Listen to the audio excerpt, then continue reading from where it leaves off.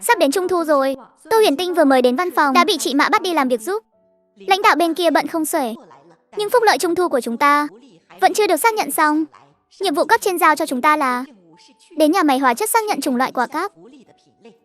Đi thôi. Phúc lợi Trung thu không chỉ dành cho nhân viên mà còn phải gửi đến viện phúc lợi nữa. Hơn nữa nhà máy hóa chất đó lại là nơi Trung Sở Nham và Quách Linh đang làm việc. Trong kho, đồ đạc mà bộ phận hội phụ nữ thu mua đã được để riêng sang một bên. Chị Mã kiên nhẫn chỉ dạy cho Tô Huyền Tinh nên xem xét như thế nào, làm sao để đối soát từng chủng loại một. Sau khi xem xong và đối soát số lượng chính xác thì cũng đã đến trưa rồi. Xong việc, chủ nhiệm hội phụ nữ của nhà máy hóa chất nhiệt tình mời Tô Huyền Tinh cùng hai người bọn họ đến căng tin ăn cơm. Chị Mã vui vẻ đồng ý. Nhà máy hóa chất có 2 căng tin, cả hai đều nấu cơm tập thể. Nhưng đầu bếp ở căng tin số 2 là người nấu món hàng bang, làm mấy món xào cực kỳ ngon, bình thường chỉ dùng để tiếp đón lãnh đạo. Cho nên dần dần, những người đến căng tin số 2 ăn cơm đều trở thành lãnh đạo và người của văn phòng. Đúng vậy, tay nghề của đầu bếp Lương rất tuyệt vời, cũng là nhờ phúc của đồng chí Mã và đồng chí Tô chúng ta mới có thể nếm thử tay nghề của đầu bếp Lương. Chủ nhiệm của chúng tôi từ hôm qua đã đặt đầu bếp Lương chuẩn bị mâm cỗ hôm nay rồi, thật là mong đợi quá. Tôi nhớ là đầu bếp của tiệm cơm quốc doanh gần nhà chúng tôi cũng là từ trường phái hàng bang ra đấy. Hương vị món ăn phải gọi là cực kỳ thơm ngon. Nhà cô em ở Hạnh Phúc Lý à? Đúng vậy, cán bộ Trương cũng từng đến chỗ chúng tôi rồi sao? Chưa từng đến, nhà tôi ở khu tập thể phía sau cơ. Nhưng một kỹ thuật viên trong nhà máy chúng tôi đã chuyển đến khu Hạnh Phúc Lý của các cô rồi. Họ Trung đó, tiểu Tô cô có quen không? Làm sao mà không quen cho được, ở ngay sát vách nhà tôi luôn, là hàng xóm của chúng tôi đấy. Thế nào, nhà lão Trung đó có náo nhiệt không? Ôi náo nhiệt xem không xuể luôn. Mấy hôm trước bà thím họ Phòng còn đòi ly hôn, cãi nhau với kỹ thuật viên Trung đến mức không thể hòa giải. Một nữ đồng chí vội vã chạy đến gào thét bảo đừng vì anh ta mà cãi nhau ly hôn. Phòng Đinh Hương không nỡ bỏ mặc anh Trung của bà ta đâu. Cái danh xưng anh Trung này, cán bộ Trương nói với giọng điệu vô cùng mỉa mai. Chị Mã thấy người của hội phụ nữ trong nhà máy nói năng châm chọc như vậy thì lập tức nổi hứng thú ngay. Trong này có chuyện gì hay à, kể nghe xem nào. Người của hội phụ nữ nhà máy cũng thật sự ngán. Cái đám kỳ quặc nhà họ đã lâu lắm rồi, lập tức kể lại đủ mọi chuyện náo nhiệt của nhà họ Trung, bao gồm nhưng không giới hạn ở việc Phòng Đinh Hương hận không thể hầu hạ cả Trung Sở Nham và Quách Linh, sau đó lại còn kinh hỉ xem Trung Sở Nham đối xử với mình thế nào. Chuyện kỳ quặc là Phòng Đinh Hương vẫn yêu hắn ta tha thiết, mọi người trong nhà máy ai cũng biết Trung Sở Nham và Quách Linh giữa họ không hề trong sạch. Chúng tôi thậm chí còn nghi ngờ rằng Trung Ái Quốc và Trung Ái Linh chính là con của Quách Linh và Trung Sở Nham đấy. Dù sao thì chẳng có người phụ nữ nào chịu đựng được việc người đàn ông của mình dùng tên người phụ nữ khác để đặt tên cho con của mình cả. Vừa bước vào cửa căng tin số 2, mọi người đã thấy Trung Sở Nham đang cầm hộp cơm đứng cùng một chỗ với Quách Linh. Thấy chưa, nhìn chẳng khác gì một cặp vợ chồng cả. Tô Huyền Tinh thật sự cảm thấy cạn lời. Trung Sở Nham và Quách Linh tại sao lại dám quang minh chính đại như thế? Chẳng phải là vì có Phòng Đinh Hương chống lưng sao? Dù sao nếu hai người này có hành động gì quá trớn, chẳng cần đợi người khác nói gì, Phòng Đinh Hương đã nhảy ra bảo vệ bọn họ rồi. Tô Huyền Tinh đang mải suy nghĩ thì một người phụ nữ tầm 50 tuổi nhanh chóng chạy đến trước mặt Quách Linh. Đồ phụ nữ xấu xa, không phải cô nói mỗi tháng đưa tôi 20 đồng để nuôi đứa con hoang đó của cô sao? Tháng này sắp qua rồi mà tiền sao vẫn chưa đưa cho tôi? Cô có con ở dưới quê sao? Trung Sở Nham rõ ràng là quen biết người phụ nữ này. Không chỉ Trung Sở Nham kinh ngạc, ngay cả các cán bộ hội phụ nữ bên cạnh tôi cũng đều đưa mắt nhìn nhau đầy ẩn ý. Tôi không có, đó không phải con tôi, là tôi nhận được thôi. Bà nói bậy bạ gì đó, đứa bé đó là do cô đẻ ra ở nhà tôi, lại còn chính tay tôi đỡ đẻ cho cô nữa, sao có thể là nhận được chứ? Thím họ Hồ, bà nói đứa bé đó bao nhiêu tuổi rồi? Tuổi mụ là 8 tuổi rồi. Tuổi mụ là 8 tuổi, tức là đã tròn 7 tuổi. Dựa theo thời gian suy đoán, Quách Linh của thực đã sinh con vào cái năm mà cô ta được cử đi công tác bên ngoài. Của Trung Sở Nham nghẹn ứ trong lòng. Trước sự chứng kiến của bao nhiêu người, Trung Sở Nham không thể nổi đoán được vì trên danh nghĩa Quách Linh và hắn ta là bạn học, là bạn bè. Chúc mừng cô nhé, bạn học cũ. Trung Sở Nham nghiến răng nghiến lợi mà nói xong liền bưng hộp cơm bỏ đi thẳng. Quách Linh lập tức đuổi theo ngay. Cứ chờ mà xem, chẳng bao lâu nữa kỹ thuật viên Trung sẽ được dỗ dành quay lại thôi. Rồi sau đó Phòng Đinh Hương sẽ lại nhảy ra để đòi đỡ cho người đàn ông và cả người phụ nữ của người đàn ông mình nữa.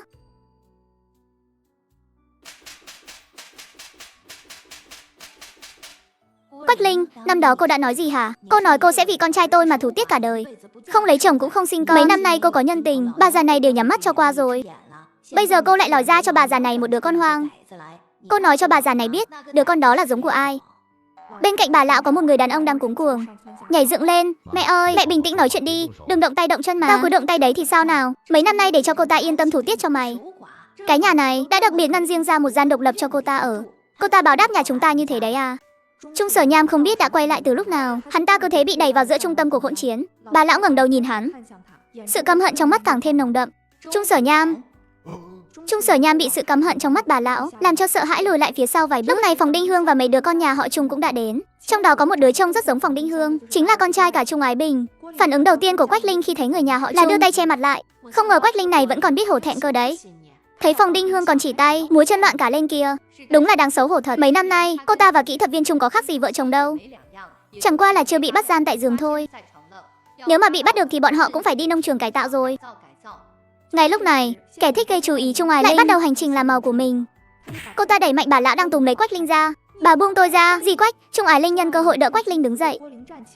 Những người xung quanh xem náo nhiệt nhìn Trung Ái Linh với ánh mắt đầy chán ghét. Hừ, đúng là đồ ăn cháo đá bát, kẻ phản phúc. Nuôi một đứa con gái như thế này, đi bênh vực nhân tình của bố ruột mình. Thà rằng lúc mới đẻ ra cho nó bay màu luôn cho xong. Trung Ái Linh nghe thấy những lời mắng nhiếc bên tai thì có chút ngẩn người. Cô ta không ngờ hành động giải vây cho Quách Linh của mình không những không được người khác khen ngợi mà còn bị mỉa mai châm chọc một trận như vậy.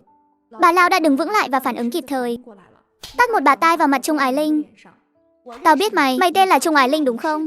Tao nói cái nhà mày với mẹ mày cũng thật là nực cười. Mẹ mày có thể 10 năm như một đối xử với nhân tình của chồng mình, không đúng quỷ lụy, ngay cả khi chồng mình dùng tên nhân tình để đặt cho con mình mà cũng nhịn được. Mày đúng là một đóa hoa lạ đời. Bố mày còn chẳng cần mẹ mày nữa rồi, ở bên ngoài tình tứ với người đàn bà khác. Vậy mà mày vẫn có thể tôn trọng hiếu kính với nhân tình của bố mình. Đúng là đồ đê tiện.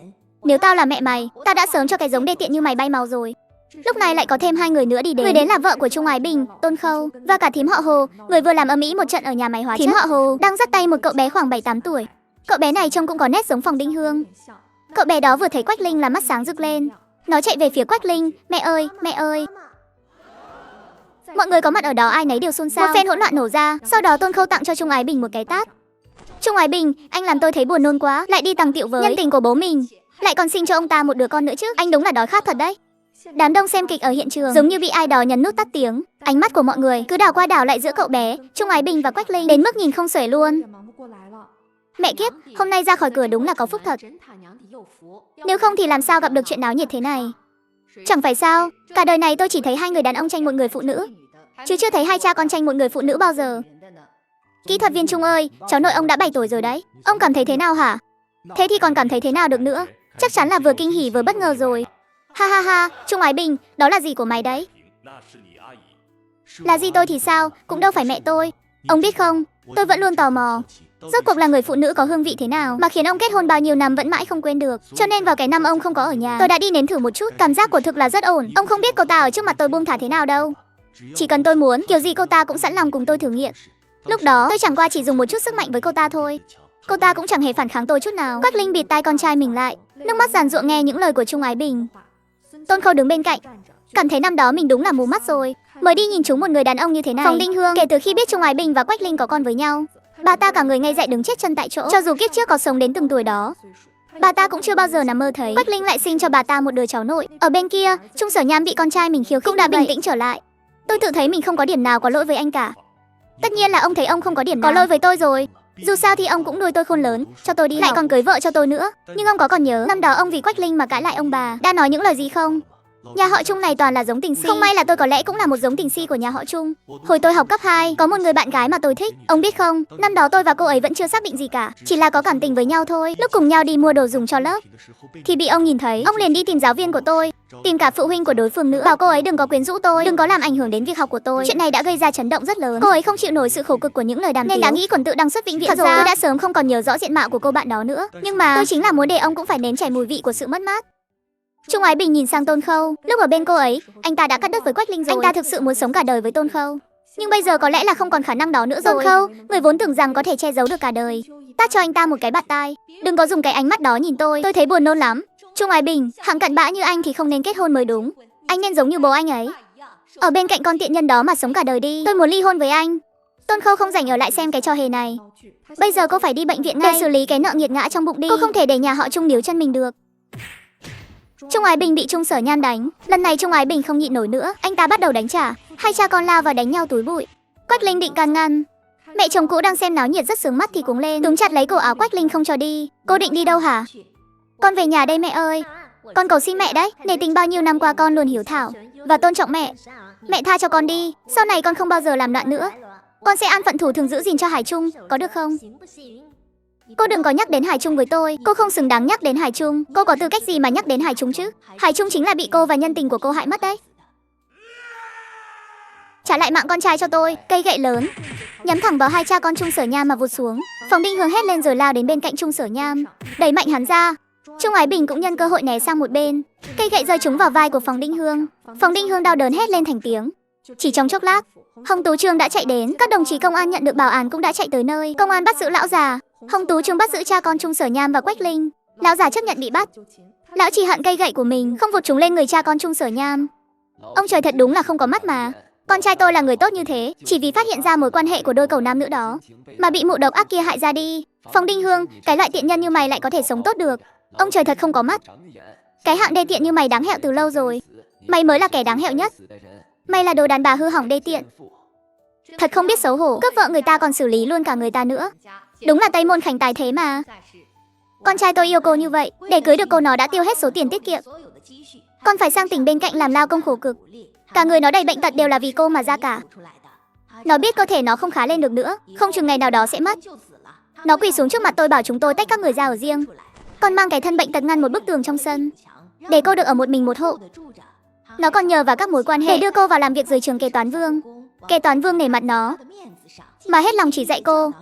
Cô mới có cơ hội làm cái chức kế toán này. Nếu không thì một kẻ không tiền không thế không năng lực như cô làm sao mà gặp may mắn như thế được. Con tôi trước khi ra đi đã nói với tôi rằng nó mất rồi, cô còn trẻ lại chưa có con. Nó bảo nếu cô có cải giá thì bảo tôi đừng ngăn cản. Bao nhiêu năm nay cô ở bên ngoài liếc mắt đưa tình với Trung Sở Nham. Tôi tuy không vui nhưng cũng không nói gì, bởi vì cô là người mà con trai tôi yêu thương. Con trai tôi trước khi mất đều nghĩ cho cô. Vậy mà cô đã làm gì hả? Cô đã làm cái gì? Con trai tôi là bị cô dùng thảo dược tiễn đi đúng không? Cô nói đi, cô nói cho tôi biết nó đối xử với cô không tốt sao? Mấy năm nay tôi đối xử với cô không tốt sao? Tại sao cô lại phải làm như vậy? Con trai bà đối xử tốt với tôi à? Nhưng cái sự tốt đẹp đó tôi không cần. Cô không cần ư? Vậy tại sao mấy năm nay cô vẫn làm cái công việc mà nó mang lại cho cô? Đúng là đồ vừa ăn cướp vừa la làng. Nhưng cái tác của bà mẹ chồng rơi xuống người Quách Linh giống như không cảm thấy gì cả. Ánh mắt cô ta nhìn về phía phòng Đinh Hương đang khóc, mà không có một ai thèm vào hỏi han. Cuối cùng thì màn kịch này cũng kết thúc khi mấy nhân vật chính bị đưa đi. Sáng sớm ngày hôm sau, Tô Huyền Tinh vừa mới đến đã bị chị Mã kéo lại. Chị ấy nói với Tô Huyền Tinh những tin tức mới nhất mà chị ấy Quách Linh ở chỗ Hồng Tú Trương đã khai khăng khăng chuyện xử lý và chuyện ở cùng với Trung Ái Bình đều là do phòng Đinh Hương chỉ thị. Cô ta nghĩ cái gì vậy? Chẳng phải chuyện này quá vô lý sao? Hồng Tú Trương lại tin rồi. Trung Ái Bình và Trung Sở Nham đều thừa nhận chuyện này. Bọn họ yêu nhau đến thế sao? Đến nước này rồi mà còn muốn kéo phòng Đinh Hương, chưa nói đến chuyện chỉ thị. Con trai đi quyến rũ Quách Linh rồi. Chỉ riêng cái cáo buộc xúi giục Quách Linh xử lý chồng kia, một khi đã bị xác thực, với tư cách là kẻ chủ mưu, hình phạt dành cho phòng Đinh Hương đến bước đường này rồi. Quách Linh rất nhiều. Cha con Trung Sở Nham rốt cuộc là đang mưu tính cái gì? Tô Huyền Tinh cảm thấy với tư cách là một người bình thường, cô thực sự không thể nào đồng điệu được với mạch não của những kẻ kỳ quặc này. Phòng Đinh Hương đúng là xui xẻo thật, lại đâm đầu vào cái nhà như thế này. Biết đâu lại là kiểu Chu Du đánh Hoàng Cái, một người sẵn lòng đánh, một người sẵn lòng chịu thì bây giờ cha con nhà họ Trung đã đứng ra tố cáo bà ta rồi. Bà ta sẽ ra sao đây? Không biết nữa, phong cách làm việc của Hồng Tú Trương và công an. Bọn họ chỉ cần nhận định như vậy thì chẳng cần đến chứng cứ đâu. Bỗng nhiên không biết nên nói cái gì nữa. Dù sao thì trong những năm tháng đã qua, bản thân không có vấn đề gì, nhưng vì vấn đề lập trường mà bị hạ là quá nhiều rồi. Vào lúc tình hình nghiêm trọng nhất, thậm chí chỉ nói sai một câu thôi cũng có thể. Thời gian trôi qua thật nhanh. Thoát cái đã vào mùa thu. Tô Huyền Tinh ở trong một con ngõ nhỏ, phía sau thùng rác đã phát hiện ra một bé gái khoảng 5-6 tuổi. Bé con ơi, nhà cháu ở đâu thế? Đến đây làm gì vậy cháu? Bố cháu nói ở đây sẽ có đồ tốt rơi ra. Bảo cháu ở đây đợi để nhặt đồ. Không nhặt được đồ cháu không dám về nhà đâu. Thế bé con còn nhớ nhà cháu ở đâu không? Cô bé ngơ ngác nhìn Tô Huyền Tinh. Rõ ràng là con bé không biết nhà mình ở đâu cả. Tô Huyền Tinh nhìn cô bé một lượt từ trái sang phải, từ trên xuống dưới thêm lần nữa. Quần áo trên người con bé không có lấy một miếng vá nào, trông cũng không giống như bị bỏ rơi. Cháu tên là gì thế? Cháu tên là Nguyệt Nguyệt. Mẹ cháu nói cháu là vầng trăng nhỏ xinh đẹp nhất trên đời này. Vậy cháu có nhớ mẹ cháu tên là gì không? Cầm Tình, mẹ cháu tên là Cầm Tình. Thế mẹ cháu họ gì? Nụ cười của cô bé bỗng khựng lại, con bé không biết.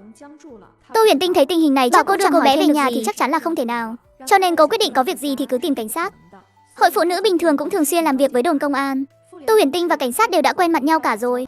Tiểu Uyển à, muộn thế này rồi đến đây có việc gì sao? Cháu thấy cô bé này ở trong con ngõ nhỏ, trên đường đi làm về ạ. Cô bé này đã ở đó từ trưa rồi. Lúc trước cháu còn tưởng là người lớn đang ở loanh quanh đâu đây, nên không để ý. Kết quả là tối nay bé vẫn còn đang ở trong con ngõ nhỏ đó. Chỉ qua vài câu ngắn ngủi, cảnh sát đã biết được rằng cô bé này có xác suất lớn là đã bị sớm nữa. Tô Huyền Tinh giao người cho đồng chí công an anh Chu ở ngay trước cửa nhà mình. Tôi thấy cô thích đồ của Tình Điền nên đã nhờ đồng đội ở bên qua đây mua ít đặc sản, cô xem thử có thích không. Tô Huyền Tinh nhận lấy túi đồ và xem thử, bên trong có bánh gạo, có mì sợi khô. Cũng có cả nấm hương khô, bánh hoa tươi và một hũ lớn. Tối nay chúng ta nấu mì ăn nhé. Được thôi, ở một nơi khác. Một người phụ nữ với vẻ mặt mệt mỏi bước ra từ một người đàn ông thấy người phụ nữ đó liền lập tức tiến lên phía trước. Thiên tình, bé Nguyệt Nguyệt mất tích rồi. Sáng sớm ngày hôm sau, Tô Huyền Tinh vừa mới đến, cảnh sát đã dẫn cô bé đến. Cô bé này sáng nay vừa ngủ dậy, lại đòi chạy đến con ngõ nhỏ đó. Nói là bố con bé bảo sẽ có đồ tốt rơi ra, con bé phải đi nhặt. Chúng tôi đã dẫn con bé đi qua, con bé vẫn không nhớ ra được gì cả. Hẻm nhỏ hôm qua cô nói chúng tôi cũng đã đến rồi, nhưng đứa bé bảo không phải. Chị Mã và chị Hà đồng loạt nhìn về phía Tô Huyền Tinh. Bên ngoài trời vẫn đang mưa, cả hai người họ đều không muốn ra ngoài. Huyền Tinh à, cô đi một chuyến đi. Đi thôi, chúng ta đi nhặt đồ tốt mà ba cháu nói nào. Nước mưa đập vào mặt ông. Tiểu Nhạc Nhạc nắm tay Tô Huyền Tinh, cứ líu lo kể chuyện, kể về những gì bé đã làm sau khi tạm biệt Tô Huyền Tinh. Một chiếc xe còn đi ngang qua cạnh bé, không hề dừng lại chút nào. Người phụ nữ trên xe ngước lên nhìn màn mưa ngoài cửa sổ, quầng thâm dưới mắt hiện rõ, trong mắt đầy những tia xi dâu đỏ. Thanh Thanh, em đừng lo lắng, Nhạc Nhạc hiểu chuyện mà, sẽ không đi xa đâu. Tô Huyền Tinh dẫn Tiểu Nhạc Nhạc đi đến nơi họ đã gặp nhau hôm qua. Tiểu Nhạc Nhạc mặt đầy ngơ ngác, rõ ràng là sau cơn mưa, bé cảm thấy nơi này và nơi hôm qua ba dẫn bé đến hoàn toàn không giống nhau nữa. Bé chớp mắt một cái, nước mắt liền rơi xuống, sau đó bắt đầu khóc giống lên. Ơ sao thế Tiểu Nhạc Nhạc? Con không nhớ ba bảo đợi ở đâu nữa rồi. Con cũng chẳng thấy đồ tốt là cái gì cả. Ba chắc chắn sẽ không cho con vào. Nhà đâu? Sao có thể chứ? Mẹ yêu con như thế mà, sao có thể không cho con vào nhà được? Con đáng yêu thế này mà. Thế bình thường ba hay đưa con đi đâu chơi? Chơi à, ba đưa Nhạc Nhạc lên núi. Trên núi có nhiều cây lắm. Trèo lên cây là thấy chỗ mẹ đi làm. Thế con và ba đến đây bằng gì? Xe à, chiếc xe dài thật dài luôn. Giỏi quá ta. Vậy Tiểu Nhạc Nhạc ơi, con và ba xuống xe lúc nào? Hai người đã đi những đâu rồi? Câu hỏi này đối với Tiểu Nhạc Nhạc thì quá là thâm sâu. Bé không biết, ở tuổi này, nhớ được mình tên gì, ba mẹ tên gì đã là giỏi lắm rồi. Tiểu Nhạc Nhạc rõ ràng là bị bỏ rơi, lại còn bị ba mình đưa đi bỏ rơi bằng xe cứu thương sao? Tô Huyền Tinh không còn cách nào khác, chỉ đành đưa đứa trẻ về đơn vi. Chị Mã và chị Hà thấy vậy thì kêu lên một tiếng. Thằng cha đó đúng là đồ tồi mà. Đứa trẻ đáng yêu thế này mà nói bỏ là bỏ. Nếu là cố tình bắt xe đến đây để bỏ thì cơ bản là khó mà tìm lại được rồi.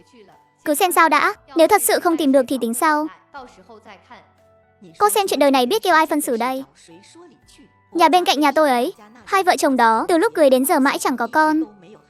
Đi thay mấy cái bệnh viện rồi, khám xong cả hai đều chẳng có bệnh gì, nhưng mãi chẳng đậu được con. Có những kẻ thì sinh con ra không hành hạ trong tay thì cũng bắt tàu hỏa mang đi vứt bỏ. Chuyện này chẳng biết nói sao nữa, chỉ có thể nói có những cha mẹ sinh ra đã yêu con, cũng có những cha mẹ không hề thương con hoặc không yêu một đứa con nào đó. Tô Huyền Tinh luôn cảm thấy bản thân chính là người không có mẹ bảo bọc, nhưng sau khi xuyên không có được ký ức của nguyên chủ, thấy được cách Tôn Bảo Châu yêu thương Tô Huyền Tinh, cô cảm thấy mình cũng đã có một người mẹ dịu dàng. Tan làm, Tô Huyền Tinh bế Tiểu Nhạc Nhạc về nhà.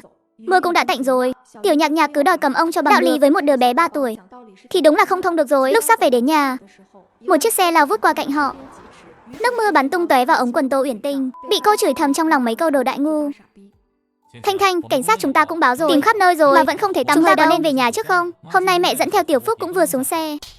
Ngụy Học Trù, tôi không giống anh, tôi không làm được chuyện khi con gái ra đi hay còn chưa rõ mà vẫn còn tâm trạng đến trước mặt mẹ và cháu gái anh, hầu hạ khép nép như vậy. Dừng xe lại ngay. Đầu bên kia, Tô Uyển Tinh bế Tiểu Nhạc Nhạc đi về. Đứa nhỏ này tè dầm ra quần rồi, nhà cô lại không có quần áo trẻ con để tránh bé bị ốm. Ngoài việc mua đồ mới thì chẳng còn cách nào khác. Còn chưa đến tiệm may, từ đằng xa cô đã thấy một chiếc xe đỗ trước cửa tiệm may. Một đôi nam nữ hình như đang cãi nhau cạnh xe. Lẽ nào là của Báo Nhãn Tiền? Kẻ lái xe không nhìn đường đã bị nghiệp quật rồi, xe bị hỏng giữa đường rồi. Ngụy Học Trù, rốt cuộc anh có lương tâm không hả? Bao nhiêu năm qua tôi coi cha mẹ anh như cha mẹ ruột của mình, thậm chí đối xử với họ còn tốt hơn cha mẹ tôi. Lễ Tết tôi vừa đưa tiền, vừa mua đồ lại mua cả quần áo nữa. Kết cục anh lại bảo tôi không hiếu thảo. Tôi phải thế nào mới là hiếu thảo đây? Đón cả gia đình anh về nhà, cả ngày không làm gì cả, chỉ phục vụ người nhà anh thôi thì mới tính là hiếu thảo phỏng. Tôi nói vậy bao giờ? Tôi đâu có nói thế đâu. Tôi chỉ muốn là lúc cha mẹ tôi hay họ hàng ở quê lên, thái độ của cô tốt với họ một chút. Như vậy là sai sao? Mẹ tôi, chị dâu tôi mỗi lần đến nhà đều là dáng vẻ dè dặt, sợ làm cô không vui.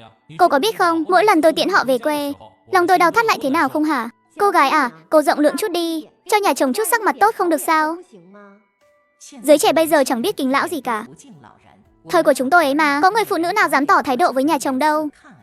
Còn hận không thể thờ phụng nhà chồng lên đầu ấy chứ. Tôi không hiểu nổi nữa. Tôi còn phải đối xử thế nào mới là tốt đây? Tôi cũng chẳng muốn tranh luận chuyện này với anh ở đây. Tôi mệt lắm rồi Ngụy Học Chu. Từ tuần trước đến giờ tôi tăng ca 6 ngày liên tục. Vừa mới được thả lỏng một chút thì anh báo cho tôi là con mất tích rồi. Từ lúc con lạc đến giờ đã gần 20 tiếng. Mắt tôi chưa được chợp lấy một giây nào. Cha mẹ anh, chị dâu anh, cháu gái anh muốn về tiếp đón thế nào thì tùy anh. Nhưng tôi không rảnh hầu hạ nữa đâu. Nếu anh thực sự thấy tôi làm vợ, làm con dâu không đạt chuẩn, vậy thì tôi sẵn sàng ly hôn với anh. Anh cứ đi tìm người nào có thể khiến anh hài lòng 100% đi. Ý nghĩ muốn ly hôn đã xoay quanh trong đầu cô không chỉ 1-2 lần rồi. Trước đây vì con nên cô mới nhẫn nhịn, nhưng giờ ngay cả con mà Ngụy Học Chu cũng để lạc mất, thì Ngụy Học Chu còn làm được tích sự gì nữa? Giữ anh ta và cả gia đình đó lại, ngoài việc ăn bám ra thì còn tác dụng gì? Này cậu thanh niên, để lạc mất con mà không biết nhục à? Đám đông xung quanh bắt đầu nhao nhao chỉ trích. Nhạc Nhạc, mẹ đây. Ha ha, mẹ Nhạc Nhạc chào đồng chí. Tôi là mẹ Nhạc Nhạc, tôi là mẹ Nhạc Nhạc đây. Phong Cầm tiến lại gần Tô Uyển Tinh, đứng trước mặt Tô Uyển Tinh, luống cuống nhìn Tiểu Nhạc Nhạc. Vì Tiểu Nhạc Nhạc đã ngủ say mất, cô không dám chạm vào bé, cô chỉ nhìn đứa con gái vừa tìm lại được. Nước mắt cứ thế tuôn rơi không ngừng. Cô tên là gì? Nhà ở đâu? Người đàn ông đằng kia là gì của cô? Tôi tên là Phong Cầm, làm việc tại Viện Nghiên cứu huyện Thanh Nam. Kia là ba của đứa trẻ, tên là Ngụy Học Chu.